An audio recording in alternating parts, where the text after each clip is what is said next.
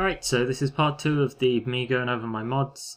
This is going to be the longest and by far the most boring part of it because there's 41 mods in this bit. I tried to shuffle them around a bit and fix some stuff, but here we go. These are all realism and immersion ones, so they make your game more realistic, they add different levels to it, or they just fix things that should have been fixed.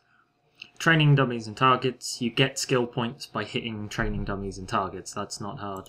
Traps make noise. Traps make noise. If you trigger a trap, bandits and Draugr and stuff are going to look for you.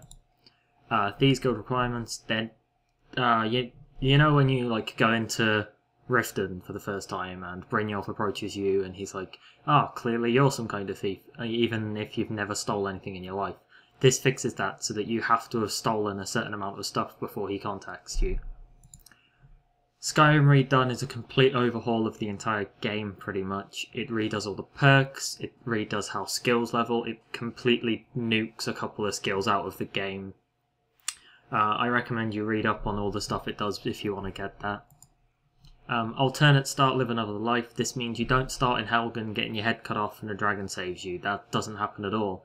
It can happen, you can choose for it to happen, but you start in this little room, and you get 15, 20 options. You can either escape the room, you can start in a house, you can start in the normal vanilla start, you can be a skooma addict, you can be all sorts. This and its expansion Little Friend are probably the best mods ever because you don't have to mess around with that 15-minute intro crap. Housecarls wear better armour. Fast travel can take you to more places. There are now birds. Your face gets bloody in combat. There are now gravestones and tombstones and little graveyard insignia things for people that have died in the game that are notable NPCs. So they'll get their own little gravestone if they get murdered or something, which is pretty cool. This is another big overhaul. This means you never actually die, I'm pretty sure.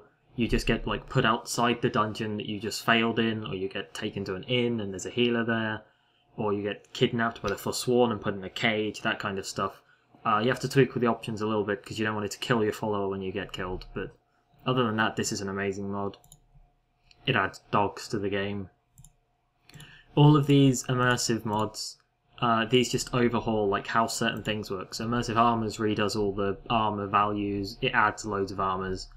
Citizens redoes the way that people think, the way they speak to you, the way they react to you. College of Winterhold, it just completely rechanges that whole area. It adds fallen trees. It adds patrols for different clans and factions of Skyrim. They have when you see the Imperial soldiers guarding a Stormcloak prisoner, you get a lot more of that, but different factions. And this just adds loads of speechcraft options for you to mess around with. Organised Bandits in Skyrim is another huge one. It basically completely overhauls the entire bandit dynamics. Instead of just having melee guy with a two-handed weapon, archer, wizard kind of, you get 50 different types of bandits, some of which are trained animals, and they all fight in their different styles. They have a full-on nutcase butcher who is really slow but deals loads of damage, and it just adds strategy to your combat when you embrace bandit fighting. Adds pets to the game. This just adds more signposts so that you can figure out where you're going a bit easier, you don't have to check the map as often.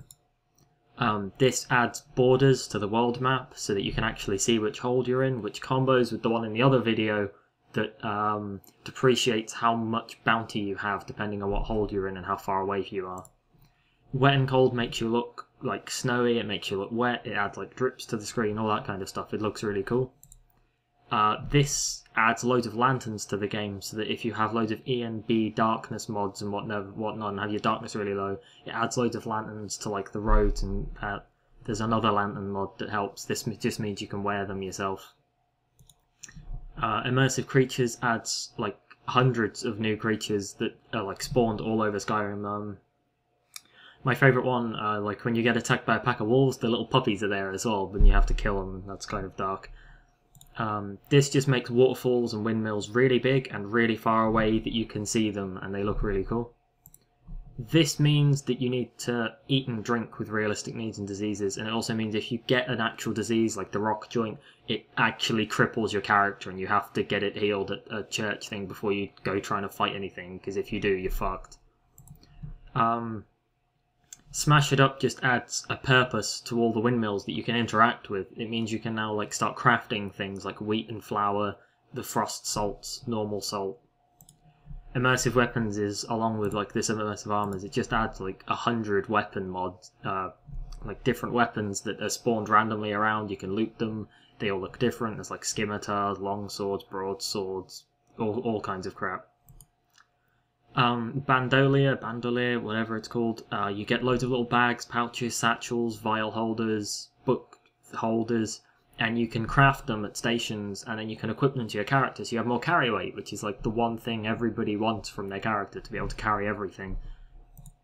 Camping Kit of the Northern Ranger, this means you can craft a tent and bedroll, and you like activate them, and it spawns them in front of you, and you can move them around, you can sleep in the bedroll, and it keeps you warm with this one down here, which is the hypothermia camping survival, which means if you spend too long outside, you'll get cold, and then you'll probably die.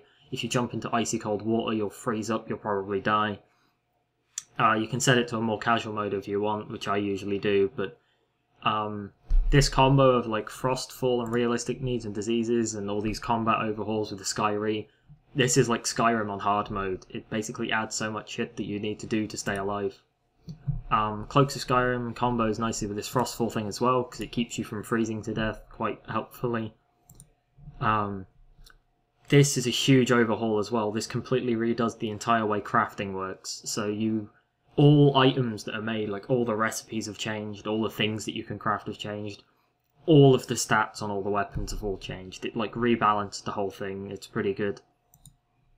Another overhaul, but this one isn't nearly as big. This is just a guard dialogue overhaul. So it adds some lines to them, it makes them say different things, they start reacting to your character a bit better, and you get more options when you like get arrested or you break the law or you speak to them. This just adds loads of pointless NPCs all over the shop that you can just look at, and they're just there, and they're just like, it just adds a level of depth and flavour to Skyrim, of like people that you can meet and speak to. This is the lanterns thing, so that if you have a really dark night mod or something, you can actually see where you're going if you're travelling. This adds different climates to the areas. So like the further north you go, the like more snowstorms and that, but it also has really, really, really good graphical changes to the game. This is one of those E and B things that I mentioned, I'm pretty sure. It just makes the game look really pretty, but lower end computers will probably struggle to run it, I think, but you may as well try it, it's pretty good. This means that your character does kill moves a bit more often, it adds some different animations, it looks pretty cool. This completely overhauls the way that you interact with merchants. So all merchants have different gold. Apothecaries give you more gold for potions. Blacksmiths gives you more gold for like armor. People will buy different things. And this comboed with the perk tree overhaul from Skyrim with Speechcraft like makes trading and bartering like an actual strategy for getting through the game rather than just how you dispose of all the shit that you loot from dungeons. And this is that expansion pack for the alternate start.